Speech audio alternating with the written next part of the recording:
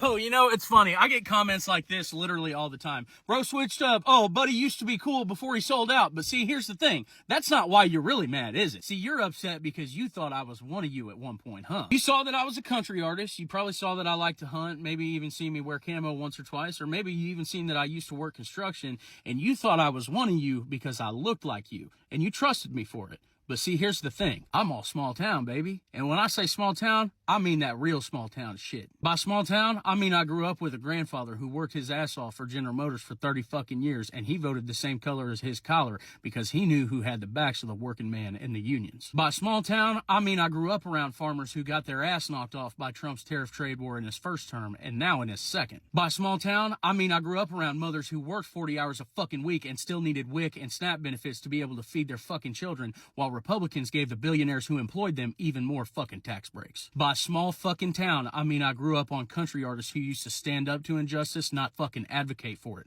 Like Cash when he said we ought to help poor folks. If you ask me, one of the illnesses is that there's too much money being spent on military, and there should be more spent on education, welfare, young people, the children, the elderly. Or Dolly when she stood up for the LGBTQ community. If you're gay, you're gay.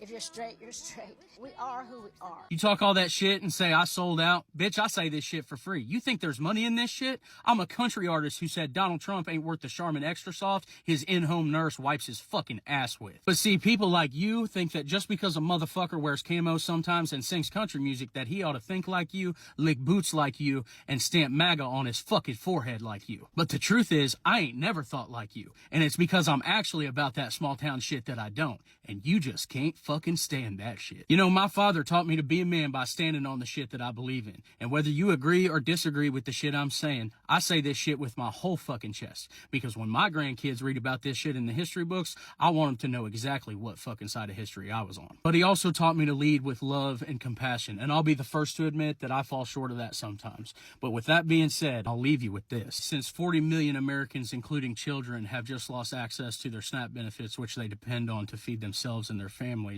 there's a bunch of people that have started a virtual food drive, and I have a link to that at the link in my bio, and you can go there and donate if you have money or if you want to. If you don't, no big deal. Totally get it. I know it's tough out here. Love y'all. Thanks. Have a good day.